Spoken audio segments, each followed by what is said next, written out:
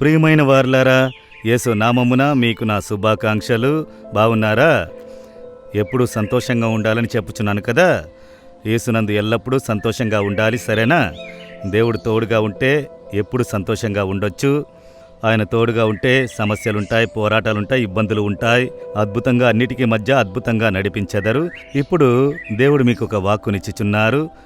ఏమిటో తెలుసా? 37వ అధ్యాయము యెహెజ్కేలు 37:14వ వచనములో, మీరు బ్రతుకున్నట్లు నా ఆత్మను మీలో ఉంచెదను.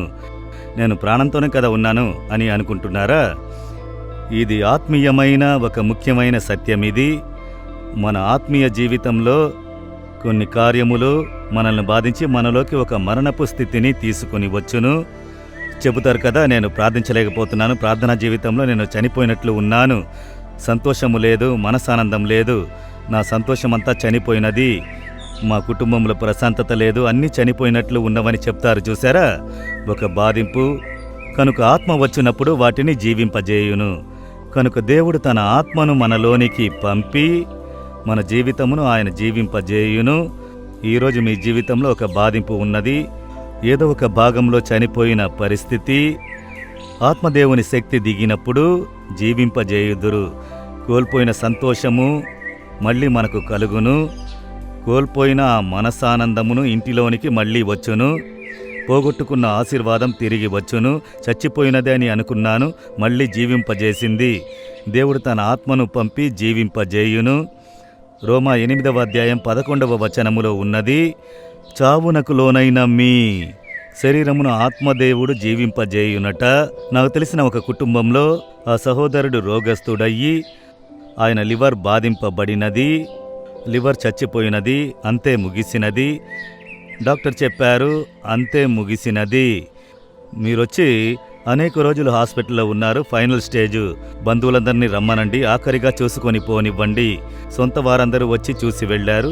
ఇప్పుడు చెప్పారు, ఎనీ టైం మరణము రావచ్చు, రేపు జీవంతో ఉండుట చాలా కష్టమని చెప్పారు. కనుక ఫైనల్ స్టేజ్, మాట పలుకులేదు. అలాగే ఐసీయూలో ఉంచారు. ఆయన భార్యకు ఈ వాక్యము జ్ఞాపకమునకు వచ్చిందట.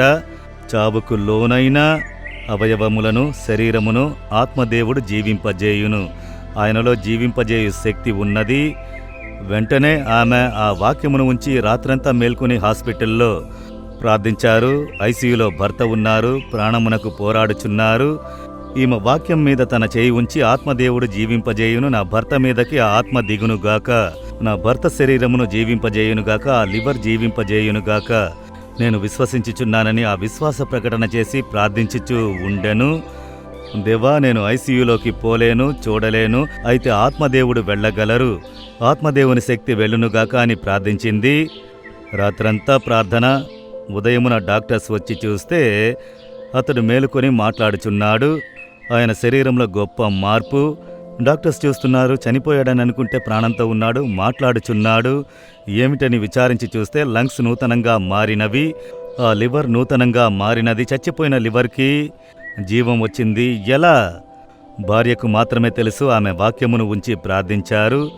చావునకు లోనైన శరీరమును జీవింపజేయు శక్తి ఆత్మదేవునికి ఉన్నది. ఆ ఆత్మను నేను మీలో ఉంచెదను, మీరు జీవింపబడెదరు. కనుక మీ జీవితంలో ఏ భాగంలో ఆత్మదేవుని శక్తి కావాలి? ఒకవేళ మీ శరీరంలో కొన్ని అవయవములు చచ్చిపోయి ఉండవచ్చును. మీ మూత్రపిండాలు, మీ హార్టులో, మీ లంగ్స్లో, మీ గర్భసంచిలో, దేవా, ఆ పరిశుద్ధాత్ముని శక్తి నాలోనికి పంపండి, జీవింపజేయుడి అని ప్రార్థించి చూడండి. ఒక అద్భుతం జరుగును. మీ పిల్లలకు, మీ భర్తకు, మీ భార్యకు ఆ ఆత్మదేవుని శక్తి అవసరమై ఉండవచ్చు, జీవింపజేసే శక్తి.